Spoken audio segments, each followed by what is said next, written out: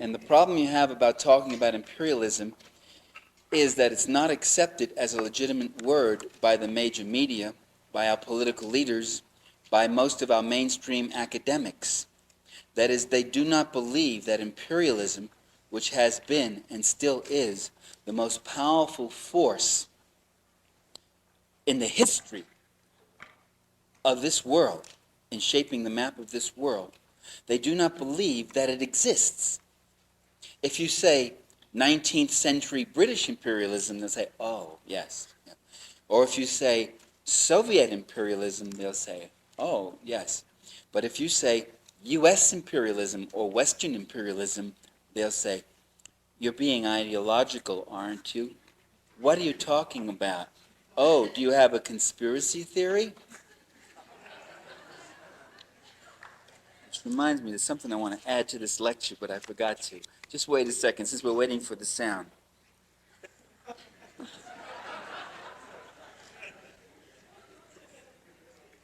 Okay. Imperialism, what they talk about in academia, you can't talk about imperialism. You cannot write your master's thesis or your PhD. If you go to your advisor and say, I want to do something on Western imperialism in Central America. And they say, we don't like to do ideological things. You have to do scientific, empirical stuff, and that's not a real subject. So you say, well, can I do something on development theory and dependency theory? Oh, yeah, you could do that. So you call it development theory.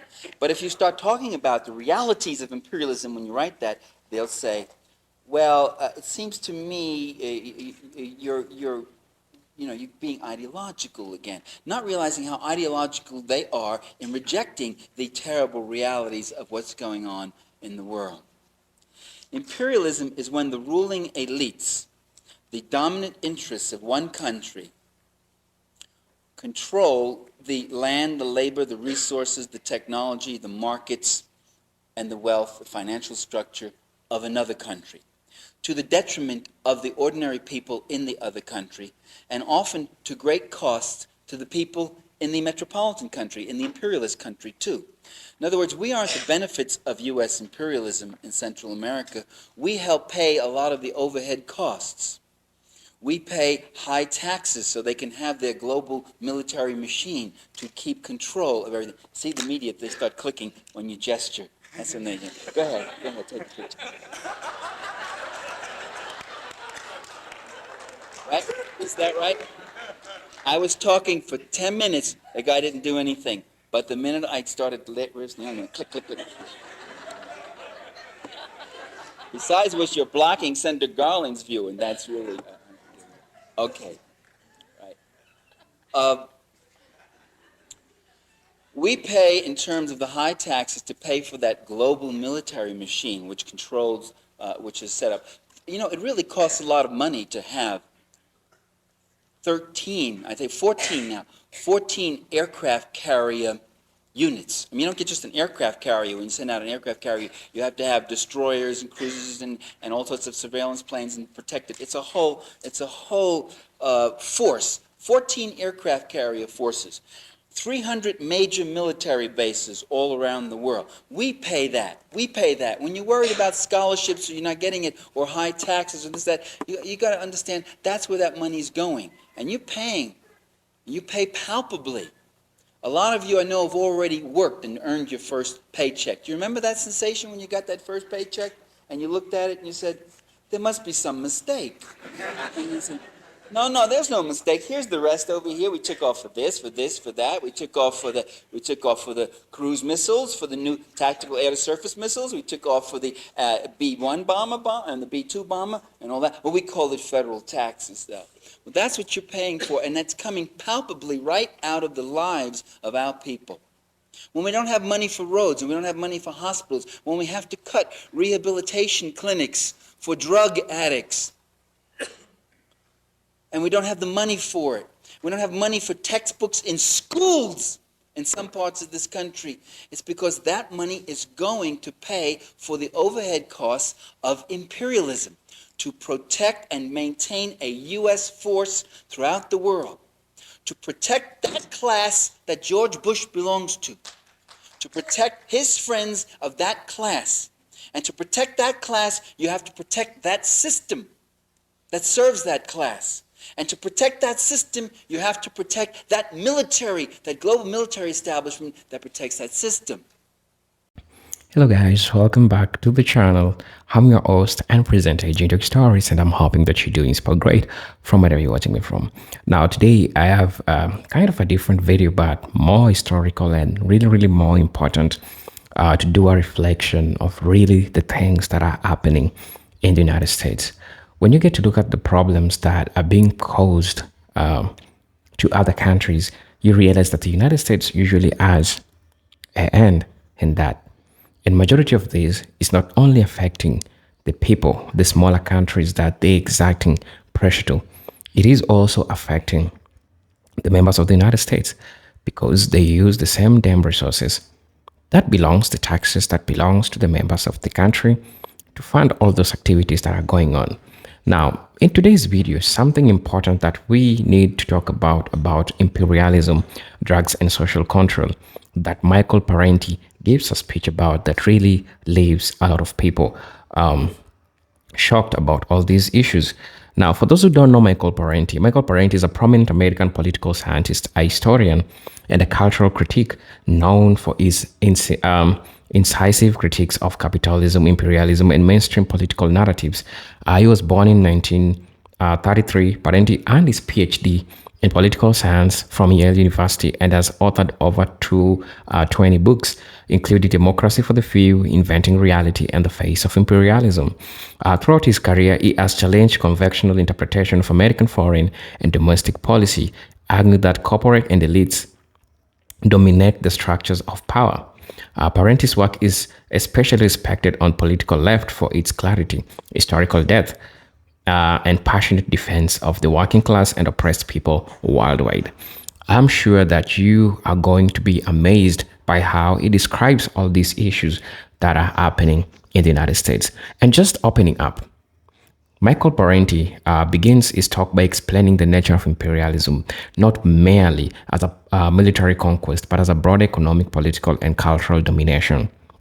Now, according to Parenti, he understands imperialism as a system wherein powerful nations, particularly the United States, exact control over weaker countries to extract resources, open markets, and suppress opposition, right? Now, what's happening? This form of imperialism is masked behind terms like democracy promotion, but its real agenda is the maintenance of global capitalism dominance. Parenti argues that the US is not reluctant superpower, but an aggressive and deliberate imperial force.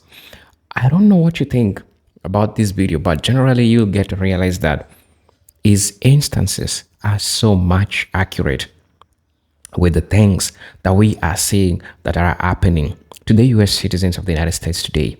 I mean, get to look at how people are complaining about the cost of living, but the government is using the same tax money that they're taxed from to fund all these activities.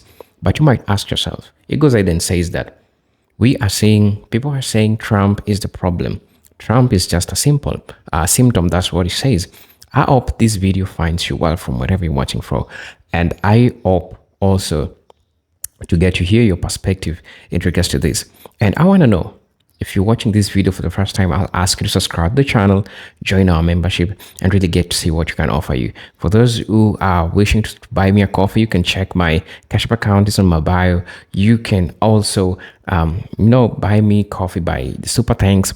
I'll be highly grateful. Now, I want to switch this video. It is really important for you to understand all these concepts that he's talking about the United States when he talks about imperialism, drugs, and social control. And this is how it has always been happening. Let's watch the video. I'll be back with my commentary as usual. As you know, I'm your host and presenter, Agent Stories. Let's get into it. I'll be back.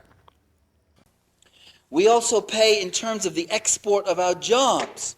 Our jobs go to Central America, Asia, Africa. And General Motors closes down plants and eliminates jobs. What GM doesn't tell you is that when they close plants down here, they're opening plants in Indonesia and Brazil and South Korea and those places. For 15 years, I've been hearing about General Motors closing plants, General Motors taking a beating, General Motors laying off workers, General Motors. That's it. What you don't know, yet last month, the Fortune 500 came out, and the biggest, richest industrial corporation in America is what? General Motors. General Motors is the biggest. And General Motors now says, we're not an American corporation. We're international. We don't belong to any one country. Of course they don't want to belong to any one country. They want to be above the laws of all countries. They're up there. But when their interests are at stake, then they do come, they get very socialistic. They come to the public treasury, to the public taxes, and they ask for our money to build up the public military forces to protect their private wealth. That's what imperialism is about. We also pay in the neglect to social needs in our country. We also pay that the lives of our sons and daughters, our brothers and sisters are put at risk and killed. We have now in Iraq already lost 42 military personnel, plus one suicide, 43. And there hasn't been any war yet. The other sufferers of imperialism are the peoples of the third world, those who must work at subsistence wages when they're lucky enough to get a job, who suffer terrible neglected social needs. There are parts of Central America where whole chunks of the population have absolutely no access to a single hospital or health clinic or anything of the sort. They suffer political repression. They suffer environmental devastation. We always think of the environment as being devastated in industrial areas like LA or New York or in the industrialized world.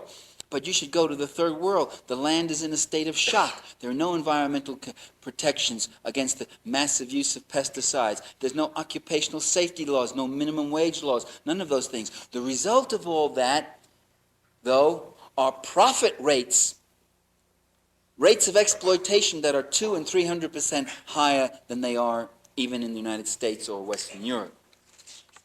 So that's what imperialism is about. Now, to justify that arrangement, for almost 80 years, the United States and other Western countries have used the Bolshevik menace. In the beginning, later on they call it the Soviet menace. That is, we had to maintain this great military machine to meet the Soviet challenge. Now, I argued in The Sword and the Dollar, long before the dramatic changes in Eastern Europe, which are still going on, that if the communist countries were to disappear tomorrow, that we would still need a huge military establishment. I said, it's too bad reality isn't like an experiment where you can control for a certain variable and you can test your hypothesis. Well, sometimes reality is like an experiment. That particular variable suddenly is dissolving itself, and we are testing. And the test shows so far that indeed that's exactly what happens. That our leaders get up and they say, we have to be in Guatemala, El Salvador, Nicaragua, Grenada, Indonesia, and so many other places. We had to be in those places. We had to overthrow those governments. We had to support dictators and death squads, or sometimes elected governments. You can get elections in a lot of these countries, but they are elections which exclude the working class. And you exclude the working class, as you do, for instance, good portions of the poor and working class in this country, not necessarily by disfranchising them, but by giving them nothing to vote for, by giving them two candidates who are both members of the oligarchy. We had to do all that stuff because of the Soviet menace. We had to do all that.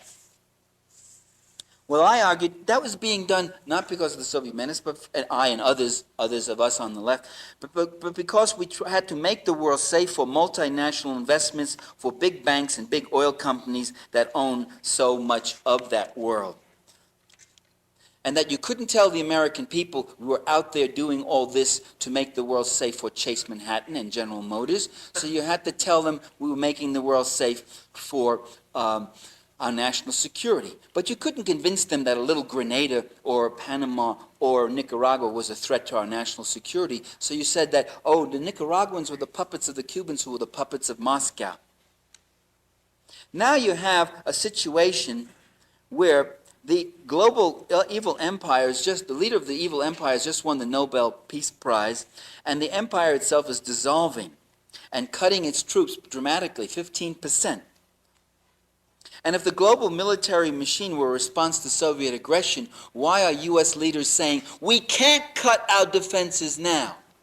You heard George Bush the other day, just a couple of months ago, said, we can't cut, he's that dynamic way he talks, he goes, just turns you on. You're like, oh, Georgie, hit me with it. Oh. He said, we can't cut the muscle out of our defense posture.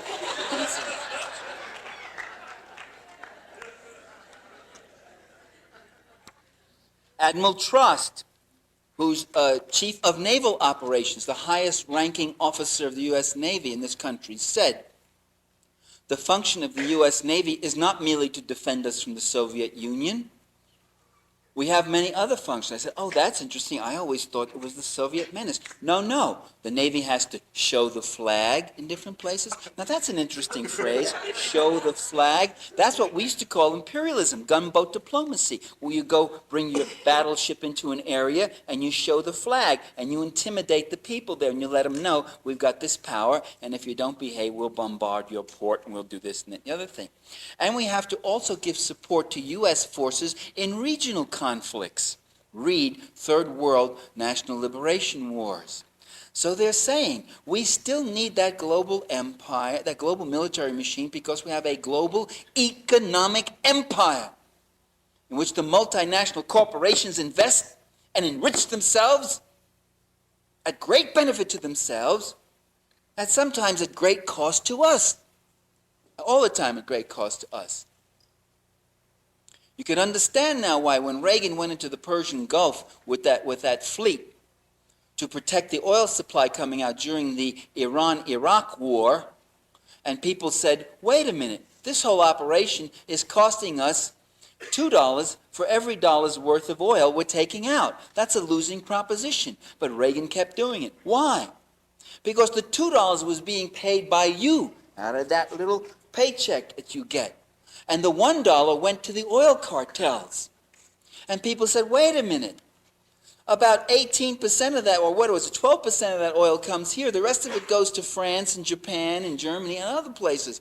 That's right, they're not protecting your oil supply. They're protecting, and they're not protecting Japan and France's oil supply. They're protecting the oil supply of the Seven Sisters, the giant oil companies. They're protecting Gulf and Exxon and Mobil and British Petroleum, and that's what they're doing. And they'll spend $2 of your money to protect $1 of their money. They'll spend $3, $4, $5 of your money. Money is no object when it's your money protecting my money. So that's what it's about. There's another reason why they have to keep this global military machine, and that's because it happens to be one of the greatest sources of domestic capital investment right here in America. Military spending is an essential part of this economy. It also is the single most profitable part. It is heavily subsidized. There are guaranteed cost overruns. There's non-competitive bidding for contracts. It represents a form of government spending that business can live with. You see, it's like any other private contract that business gets. They get a contract for to build a building or to build tanks. That's profits for them. It's very different from government spending that goes into the non-profit public sector for human services and such. When you expand that sector, the more you expand that sector, the more you're saying we could do much of this, we can carry on much of the business of living without someone having to make profits from it. But in military spending, there are very direct and immediate contract profits. And a military contract, by the way, is the best kind of profit. It's a contracted market. You see, if I'm making refrigerators, I have to worry about selling those refrigerators. But if I got this contract to make planes or tanks, it's already guaranteed from me. So it's really quite a deal. It doesn't cut into profits the way environmental controls do, or safety, health regulations, and all those other things that government might do to protect the quality of our lives. In fact, it increases profits. It also happens to be one of the greatest polluters around, the military.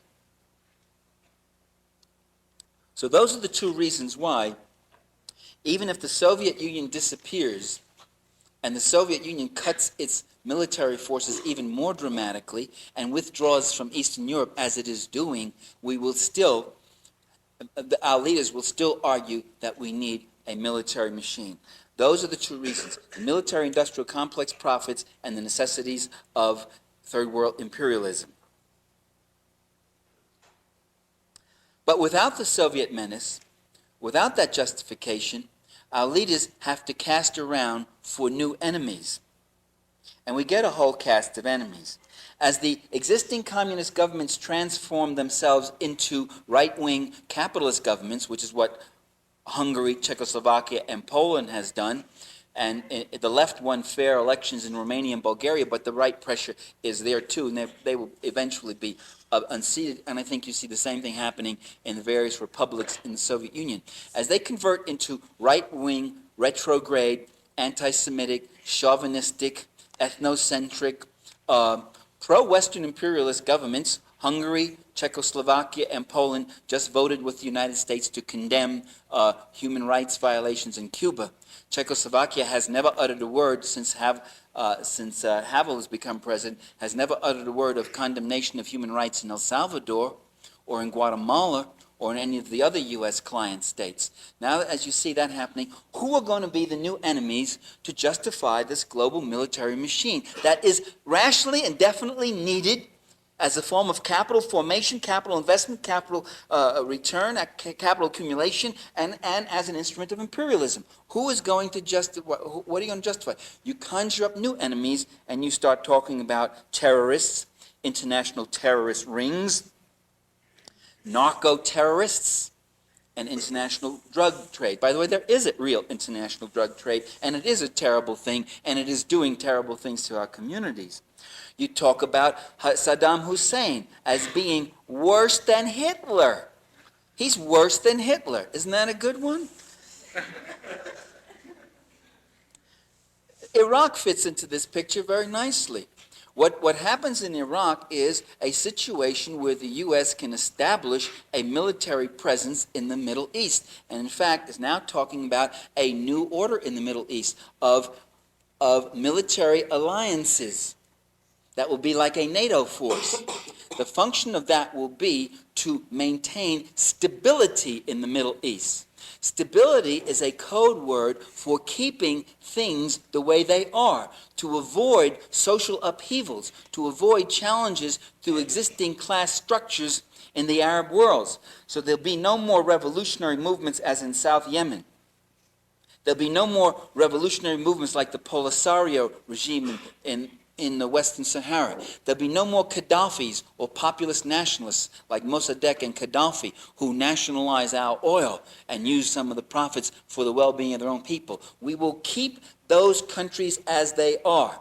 They will be client states with oppressive, privileged social orders where a few monarchist feudal families control those countries, but they leave them wide open to the U.S. oil cartels. And this Saddam Hussein invasion of Kuwait is a perfect opportunity for George Bush to go in and create this military buildup and to keep the place safe for the oil cartels.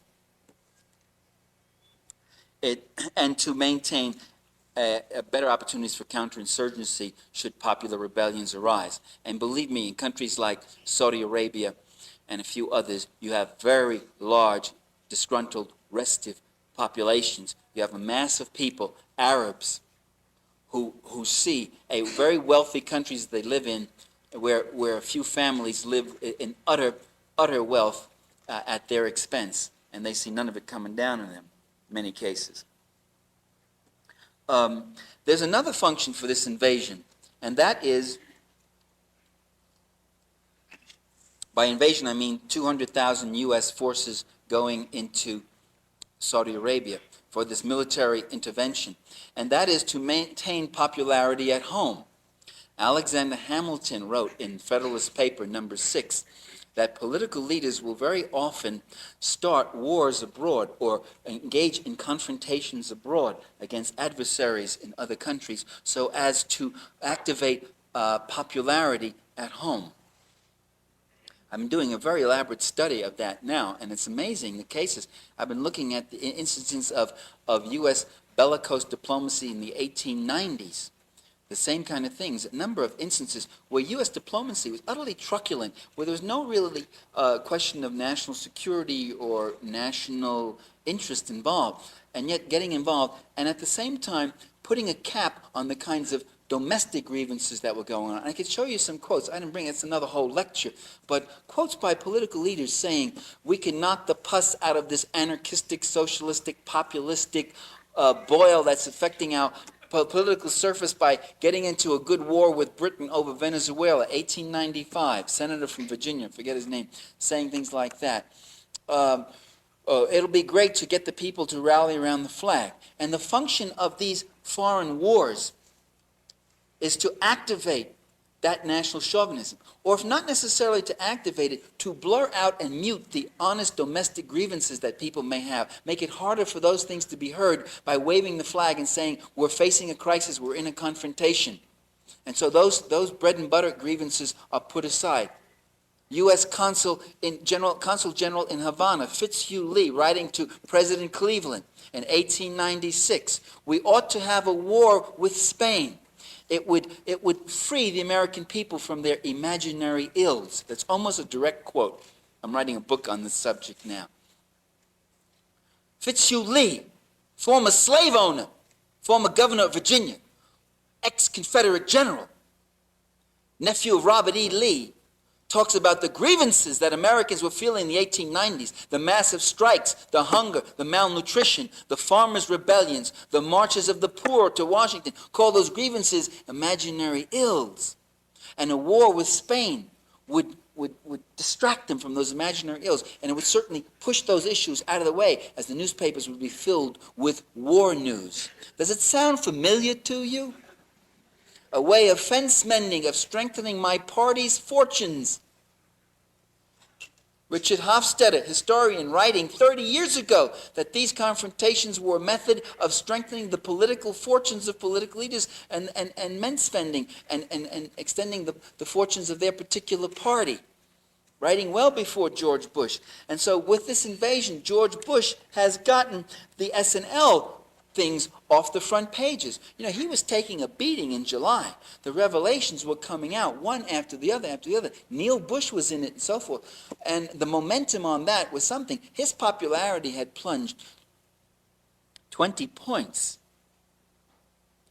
And it plunged again with the budget mess, where he came out and with an honesty that is utterly uncharacteristic of him said, no taxes for the wealthy, and kept saying that again and again. And now he's immediately conjuring up this other thing again in the week before elections, talking about, I'm sick of it. The same kind of things. You know, I sit in the National Archives all day reading through these State Department reports and cables and all that, and then I come out and look at the newspapers, and I almost have to laugh. It's a kind of a bitter, ironic laugh. The same kinds of rhetoric. We are reaching the end of our patience. The demands of humanity necessitate us acting. We can no longer stand idly by while these terrible atrocities go on, etc., etc. What you also do with things like the Iraq intervention is you conjure up again the image that there's a world of adversaries out there. And you can get Defense Secretary Cheney then saying, let's put all those military cuts that you Congress wanted to do, let's put them on hold. Our boys are out there on the firing line, on the front line. And while they're there facing this Hitler demonic maniac, Saddam Hussein, the worse than Hitler, worse than Genghis Khan, worse than anything that's ever existed anywhere ever in the whole world, while our boys are facing that monster, you can't deny them a single hand grenade or aircraft carrier. Can you, Congressman? Well, I guess not. Especially if the naval base is in my district. Well, that's called a community of interests. Right? So, the peace dividend that we were just talking about a couple of months ago, there's no more peace dividend. There's not going to be a peace dividend. They were talking about $50 billion peace dividend. What a big dividend, huh? That's what the Pentagon spends in about a month and a half. $50 billion dividend we were going to get. No more. Senator Nunn on McNeil Lehrer says, when he's asked, how much is this Iraq thing going to cost, this Middle East intervention? He said, it's going to cost $50 billion. I'm sitting there going, goodbye, peace dividend. $50 billion, he says, if there's no fighting. And even Robert McNeil, who's I mean, America's greatest soporific, I mean, he said, placid, he said, 50 billion? I mean, he actually had some human affect. 50 billion, did you say? Yes. And so that's where this money's going. And they can say, well, we can forget about all your peace cuts and peace dividends and wanting to waste that money on things like clean air and clean air bills and whatever. And so you have another thing you have at this time to maintain this image of a world of adversaries and to maintain the global military machine, and also to serve as an excuse for counterinsurgency, is the war on drugs. The war on drugs is mostly a phony war, I would argue. It's a cover for imperialism, and it's a cover for the CIA's own drug dealing. It's also a cover for the war against political dissidents in various countries. America's Watch report, October 31st, 1990. The one-year effort against drug traffickers actually has become a war against the political left in Colombia.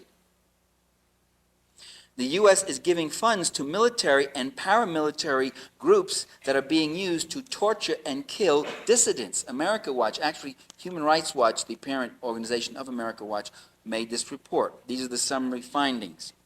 The violence is mostly by the counterinsurgency death squad actions against the legal left, against student leaders, peasant co-op leaders, labor leaders, journalists, and others who are arguing for social change.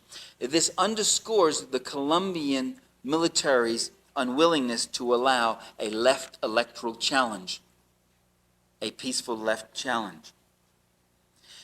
Many big drug dealers in Colombia are now rich. They own land, they have legitimate investments, and so they now share the right-wing campaign and the right-wing rich, privileged class perspective against labor leaders, against critical journalists, against people who want social change, who want to give better wages to their campesinos who work on their latifundios and the such.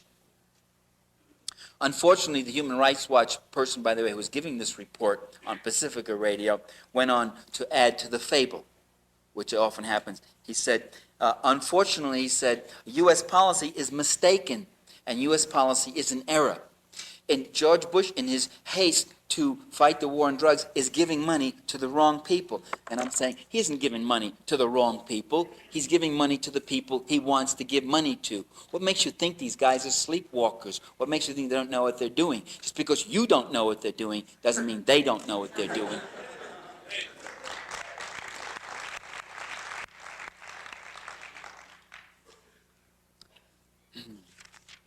Take the case of Panama. See, my voice is giving out already. Boy, that was great. Only 10 minutes and that sound system was going to show up, huh? Panama is a perfect example on the war on drugs. The argument we got was that we had to go into Panama to get Noriega. And of course, remember George Bush creating the casus belli there too? A casus belli means a cause for war. It really, the way the U.S. used it, it's a pretext for war. One of the arguments he gave was one of our soldiers, a lieutenant, was killed. No, it wasn't a lieutenant, it was an enlisted man, wasn't it? But what did he do? He drove a jeep through a checkpoint right in front of the Panama military headquarters, a thing well lit, well designated. That was a provocation, you see. He thought he was going to get arrested and held and roughed up, but they opened fire and killed him, which was even better. Then a lieutenant and his wife were arrested by the Panamanian police because they were in a prohibited area. They had gone driven in also. And George Bush got up there and he said, I'm not going to stand idly by while these Noriega thugs brutally, verbally assaulted an American woman. This guy's a defender of American women. She was brutally, verbally assaulted in a brutal fashion, though. Probably called names and things and all that. Brutally. This is the man who opposes legal and safe abortions for women in this country.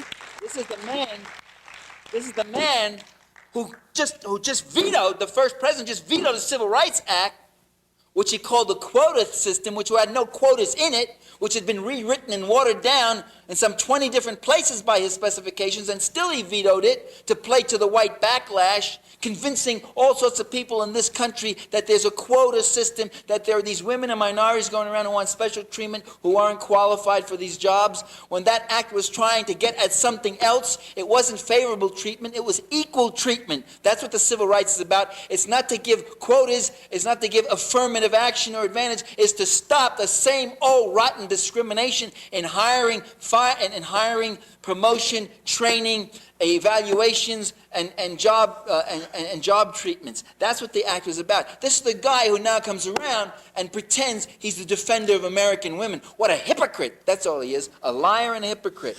Now.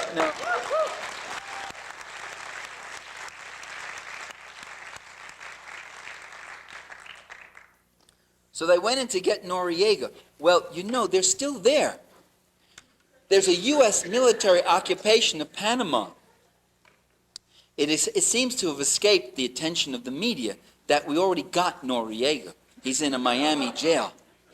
And what, in fact, the U.S. is doing, supposedly in this war against drugs, what the U.S. is doing in Panama is purging the whole government. It's had 1,000 people in jail, and that included dissident journalists, included Escaltiera Calvo, Mr. Calvo, who is a publisher of a newspaper that was giving too accurate and too vivid descriptions of the deaths to Panamanians of the U.S. military action and of the repression that was going on. He got arrested and thrown into jail. Journalists are in jail, intellectuals in jail. Panama City University has been purged of anybody who has a dissident or critical view of U.S. policy, and the government, elected by no one, is now headed by Mr. Endara and Vice President Arias and Ford. All three of these men have been connected to drug laundering banks in Miami. And they're up there. It wasn't a war against drugs. These guys are druggies themselves. They're the big pushers, the respectable pushers. And Dara also owned a whole chain of whorehouses in Panama City. You don't hear Tom Brokaw talking about that, do you?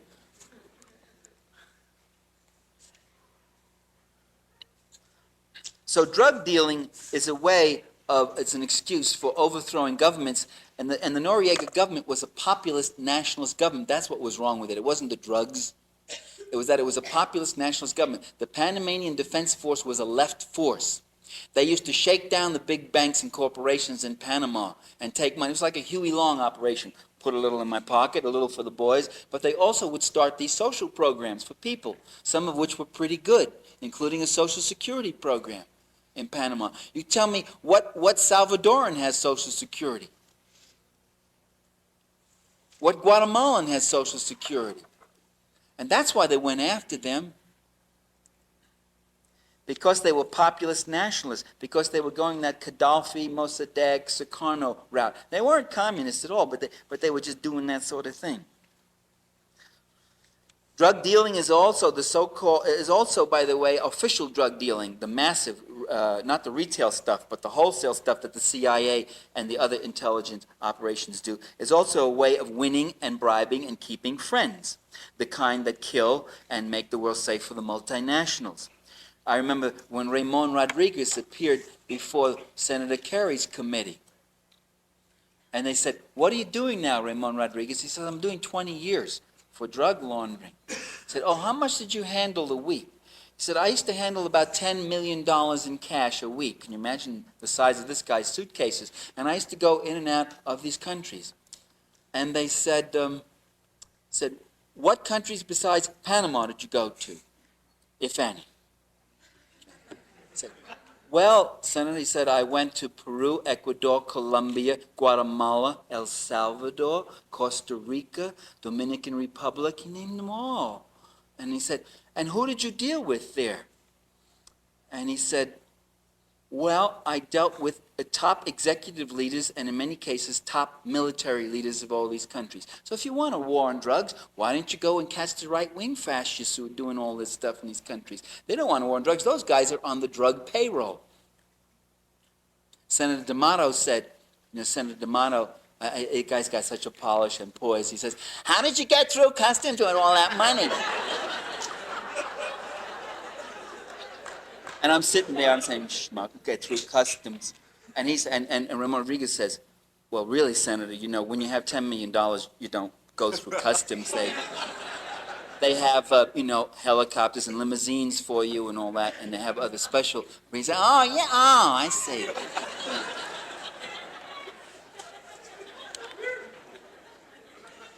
Now, Ramon Rodriguez got caught. It's interesting. Sometimes, you see, part of the government has to carry out, because of the pressure of the public to do something, they have to actually carry out some of these actions, and they come into collision with other parts of the government. And they put Ramon Rodriguez in jail. Ramon Rodriguez is a close friend of Felix Rodriguez. I mean, he said it. I heard the man say it. Said it in English. I'm a friend of Felix Rodriguez. And I know Felix Rodriguez is a close friend of George Bush's and Donald Gregg's, George Bush's familiar, who was there on time, who was in on all this Contra arms drug stuff. That operation was coming right out of the vice president's office when George Bush was vice president. And they used drugs to pay off their client state leaders. They used drugs to finance their counterinsurgency wars when Congress cut back, as was true of the Contras.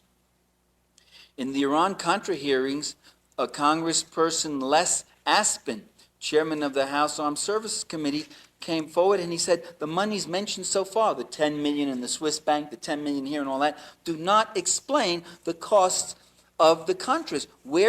There's at least another 50 or 60 million that would have been needed to maintain that force. Where did that other money come from?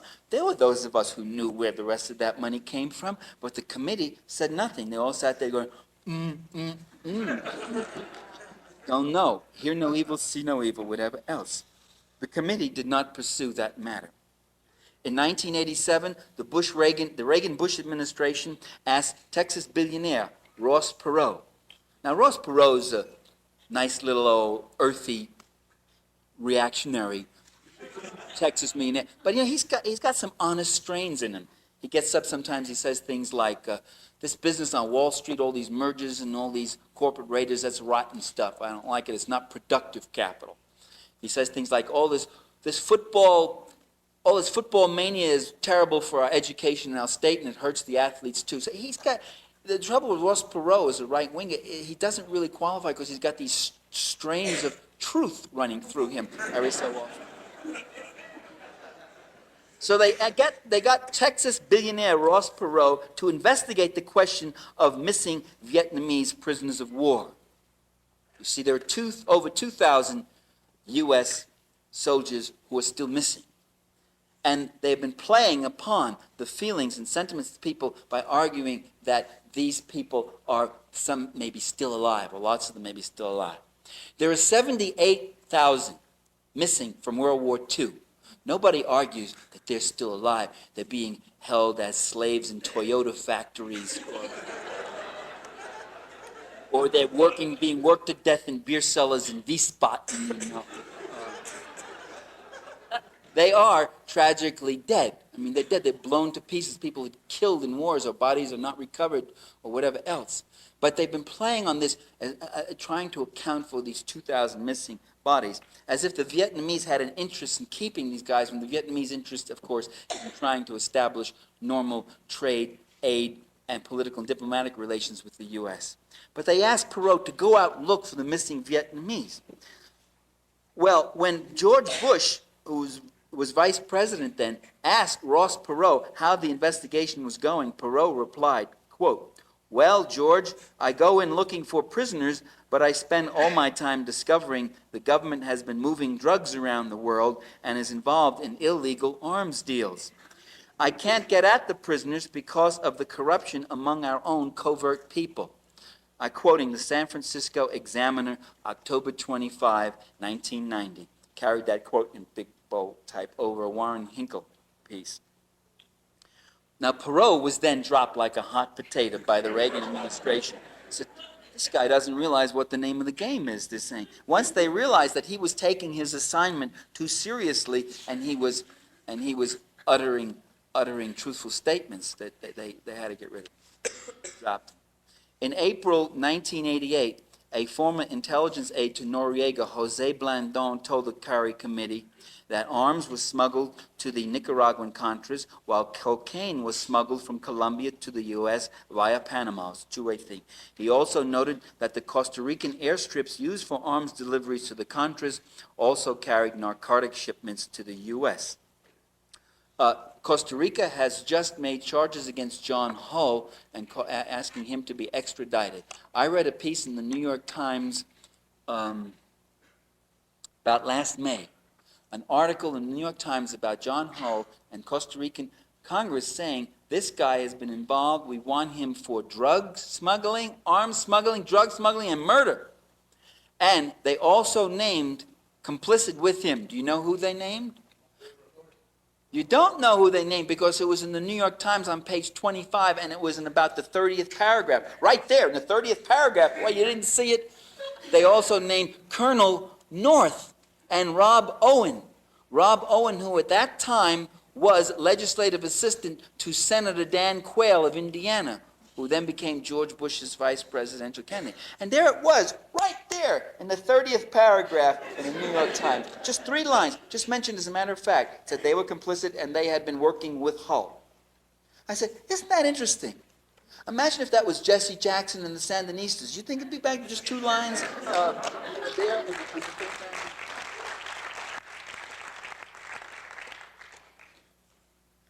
Well, drugs are also very useful as an instrument of social control. Letting the stuff pour into the United States is profitable for CIA operatives and supportive of their policy abroad, but it also increases consumption among troubled and troublesome social and ethnic elements in the United States, among the poor, Latino communities especially, and African American communities. Now, it's not just that there's such a demand in those communities for supply. You know, 30 years ago, those communities were just as poor as they are now, and they weren't consuming drugs at that level. They had all the social pathology they have now, and they weren't consuming drugs at that level because the drugs weren't pouring in. They weren't pouring in at such accessible prices the way they are now. So it's not only that demand creates a supply, but that supply creates a demand.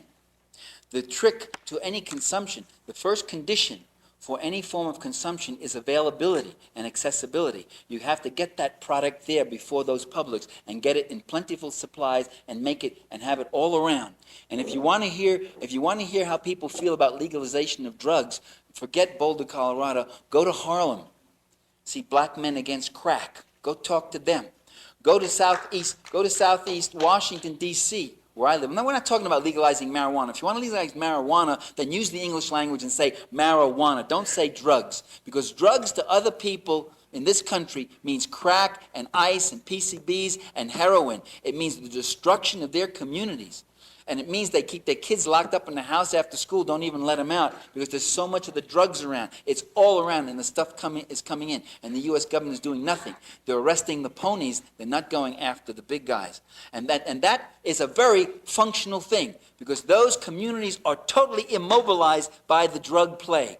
Instead of fighting and mobilizing against the Reagan cuts, they've been fighting for their lives against the drug infestation. Availability is the first condition, and if you legalize availability, then if you legalize drugs, you make it all the more available and all the more accessible.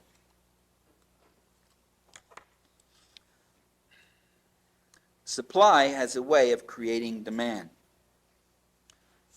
And what that does is you now have a whole generation of Latino men who are not joining the Young Lords, who are not joining protest groups, revolutionary groups as they did in the 60s. You got a whole generation of black men who are not joining the Black Panthers or some other groups like that. They're not causing trouble. They're too busy shooting each other up with guns and shooting themselves up with needles to be doing that. It's a very functional form of social control. When the British introduced great quantities of opium into China in the middle of the last century, it was not in response to some popular demand on the part of the Chinese. They didn't just say, we want to become dope heads, you got any on you? For the British, it was a devilishly convenient way of taking a product grown in one colony in India and Egypt and places like that and selling it in China to keep a vast population quiescent and doped up.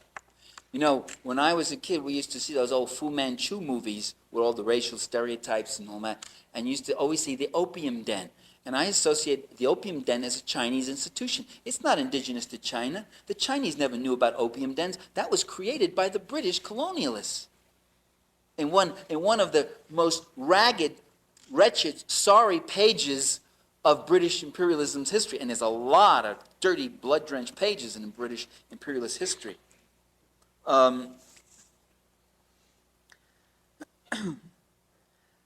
Well, we know what happened. The Opium Wars occurred. The Chinese took up arms to try to defend their communities. The same kind of desperate situation that communities in the inner cities facing today. Somehow they knew that just saying no wasn't going to do it.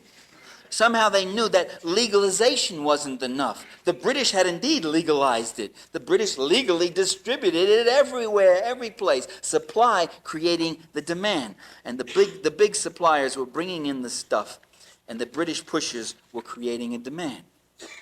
Well, supply is increasing at home and doing the same thing here. This explains why the very presidents, Bush and Reagan, who supposedly were dedicated to fighting a war on drugs, have done some very strange things with the drug budget. Ronald Reagan cut the DEA budget substantially. He caused the dismissal of 434 DEA employees, including 211 agents. He cut the Coast Guard. The Coast Guard is now in on the smuggling, it seems, or at least some elements are in, those who were clumsy enough to get caught. The U.S. Attorney's staff was cut by Ronald Reagan drastically, bringing a shortage of lawyers, causing the Justice Department to drop 60% of its drug and crime cases. This is under Ronald Reagan, who was supposedly, go ahead, I saw you don't, who was supposedly fighting a war on drugs. You know how he was fighting a war on drugs? The way he fought everything else, with a few cheap PR slogans, with getting Nancy out there and saying, you don't really need drugs. She's saying, you see? When Bush came into office, he stepped into the presidency after a successful career as arms runner and drug pusher from the vice president's office. And not surprisingly, he hasn't done anything. He has restored none of the Reagan cuts, and he's initiated some of his own. He cut the Texas Border Patrol, even though at a time when it was discovered that the Mexican border was the greatest inflow of drugs coming in. He has sent money to Colombia and Peru, but as I pointed out earlier, it's not being used for drug enforcement, but for the militaries in those countries. By the way, this makes it rather intriguing as to why right-wing columnists like William Buckley write columns saying that trying to fight drugs and drug infestation in America is a hopeless situation, and you really can't, and you ought to leave it alone. Arguing two arguments. One is that the drug problem isn't that serious, and two is that you really can't stop it because it's so big. It's interesting, and I'm saying, isn't this funny? Some of these conservatives had taken such a lackadaisical attitude about what's happening to inner city communities. These are the same guys who on other days of the week are ranting about the destruction of American values and the fabric of our society and community and family and all that, but they seem to take a rather languid view when these drugs come pouring in such abundance into the inner city. And I guess if I was a right-winger, that's the way I'd want it too. I'd want them shooting themselves up rather than organizing in social challenges against the oppressions that their communities face. So I guess what I'm saying is that narcotics are an important instrument of repression and social control. Everybody, I notice a number of people here have been focusing on how the police would be used, or the war against drugs would be used as an instrument of oppression against our rights. Let me point out that narcotics themselves are being used as instruments to destroy the rights of people. It's not a right to choose. You can't look at the right to choose in a social vacuum. You have to look at rights to choose within the social context and realities they're facing. And that's no real choice that these guys are being given. I mean, this is an issue, of course, that could somehow backfire. We're not to put ourselves against drug enforcement. I would argue we should advocate real enforcement, because it's victimizing people in a real and horrible way. In any case, my view is that we should be for the well-being, peace, health, and safety of our communities. We are for the end of imperialist interventionism and adventurism and global power mongering of the kind we see in Central America and now in the Middle East. We should be for drastic cuts in the military establishment and the intelligence community. The intelligence community still is getting $34 billion a year to wreak misery, violence, and oppression around the world. And so it goes. George Santayana once said that those who don't learn from history are doomed to repeat it. That quote is so repeated, so often quoted reverentially and all that. I don't believe it. At least I don't believe it in regard to our leaders and such. I don't believe they repeat these patterns because they don't read history, but because they know that history all too well. They know how these things happen. They develop these methods through trial and error. They develop new methods too with new situations, and they keep doing the things they do. If empires resemble each other in their lies and their hypocrisy and their violence and their crimes and their homicidal oppressions, if they resemble each other, it's not because the leaders ignored the history and just foolishly repeated it, the way that guy from America Watch was saying George Bush was doing with the funds to Colombia. It's because those leaders are doing the same things. They are facing the same set of social interests, roughly the same kinds of class conflicts, and they're doing those same kinds of things. And we've got to know that, and we've got to fight it in every way we can. The struggle against the imperialist drug dealers is an important part of the struggle for peace and democracy. And those are the two things we want, peace and democracy. But as much as we want peace, we're not afraid of struggle. Thank you.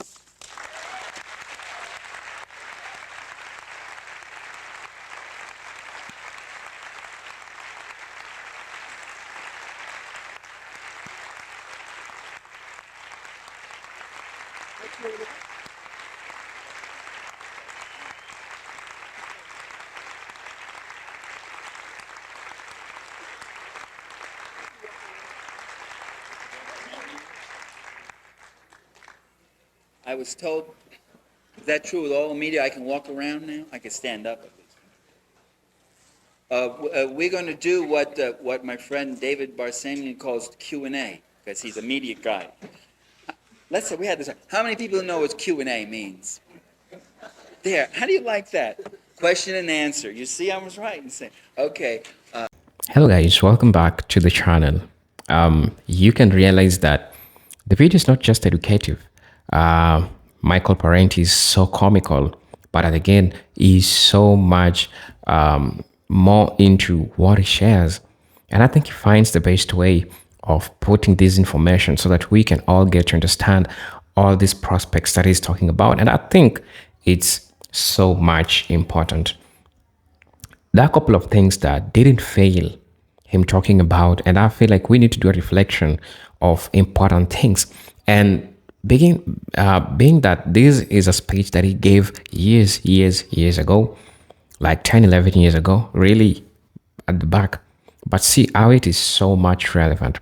See how the trend has always been there, like the same old damn thing that all other these professors have been talking about. But I like the perspective of Michael Parenti, because he has his own unique style of making this information reaches you. Now, there's something so dominant that he talks about, and that is economic exploitation of the global south.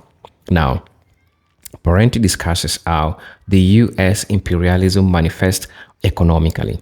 He explains the multinational corporations which exploit cheap labor and natural resources in other countries across Africa, Latin America, and Asia.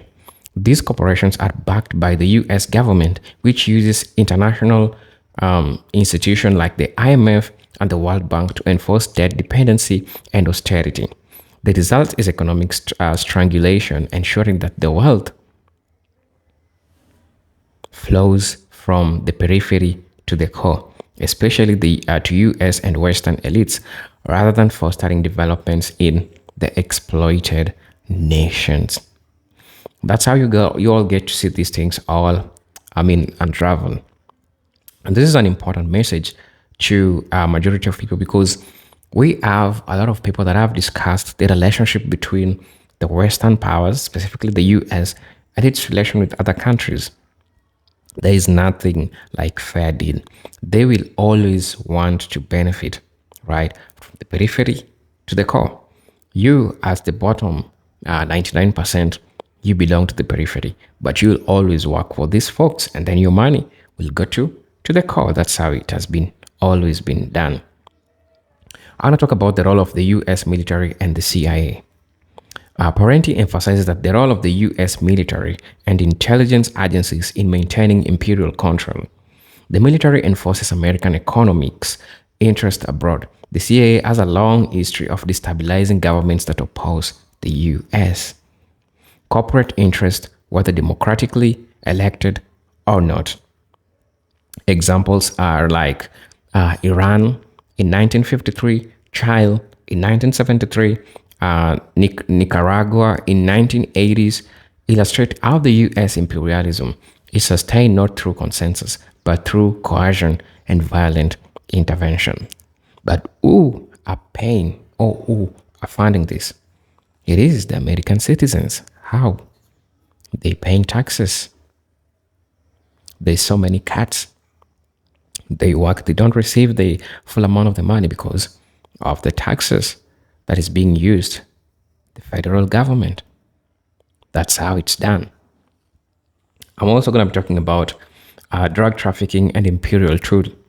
One of the most striking points Parenti makes is the allegation that elements of the US government have historically been complicit in international drug trafficking.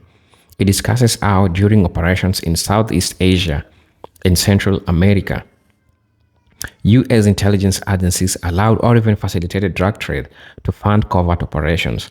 This was seen in Laos and Cambodia during the Vietnam War and later with Contras in Nicaragua. Parenti argues that the drug profits were used to bypass congressional restrictions and fund anti-communist militias. He also gets to talk about social control through drugs at home. Parenti connects imperialism abroad with repression at home by analyzing the so-called war on drugs. In the United States, he argues that while the government facilitates drug flow internationally, it simultaneously criminalizes drug use among black and poor communities domestically. This double standard serves to incarcerate and disempower potential pockets of resistance. This disproportionate imprisonment of minorities for nonviolent drug offenses, according to Parenti, is not a coincidence. It is a form of social control. One important thing that it didn't fail to mention is about racism and class domination. Racism is so much prevalent in the United States, and you'll agree with me. Racism and class domination.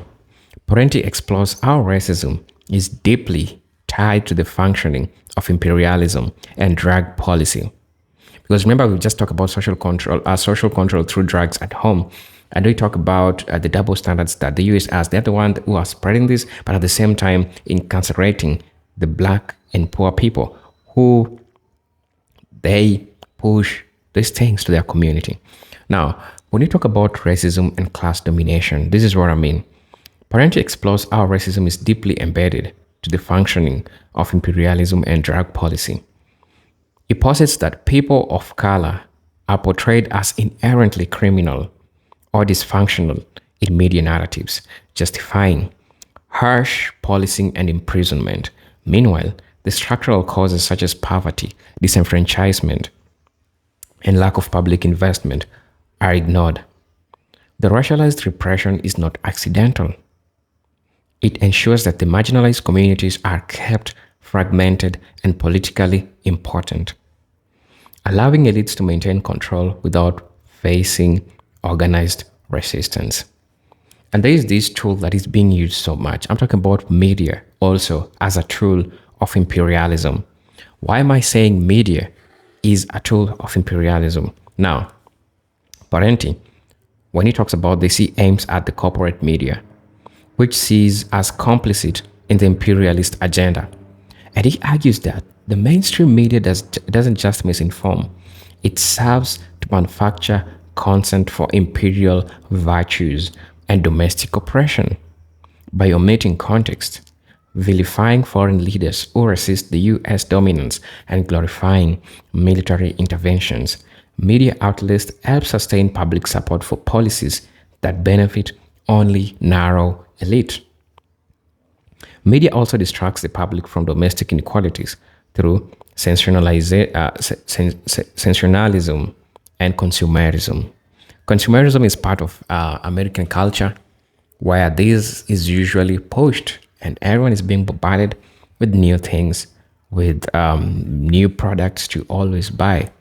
Consumerism is part of American problem, but that's just a topic of another day. I'm also going to be talking about the demonization of dissent. Dissenters who question imperialism or criticize the US policies are often smeared as un-American or traitors. Parenti discusses how activists, intellectuals, and political dissidents have been surveilled, blacklisted, or even assassinated for opposing imperialism. The fear of dissent is tied to the fear of mass mobilization. Parenti insists that the ruling class understands the threat posed by political conscious populists and therefore uses propaganda and fear tactics to discourage activism. That's what it does, right? Propaganda is also an issue in the US. So much information that is being pushed to the citizen every now and then. I'm also going to be talking about class warfare and criminalization of poverty. A recurring theme in Parenti's speech is that social control in America targets the poor.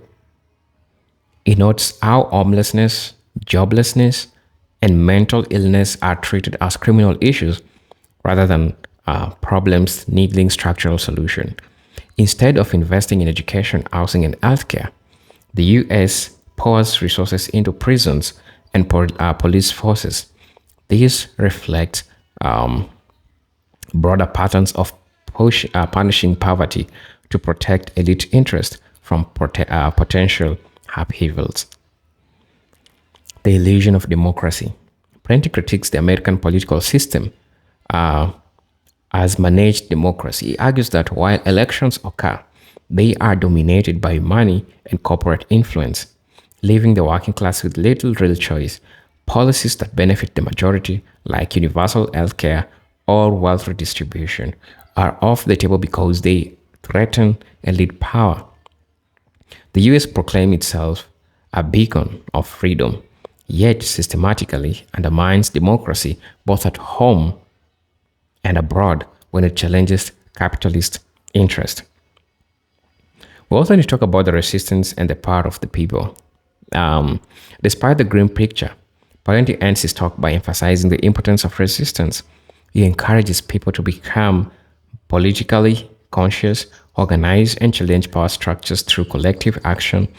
Real change, he argues, has never come from the goodwill of elites, but from sustained grassroots movements, from labor unions to civil rights. The victories of the past offer a roadmap for resisting imperialism and reclaim justice. I'm your presenter, Eugene Talk Stories, and I'm hoping that you are doing super great, super fine from wherever you're watching us from. I'll be bringing you historical moments and things that have ever talked about that are really, really important in the fabrics in understanding the problems that are happening in the United States. But until then, I'm hoping to see you on my next video. Peace, love, and harmony. Salute.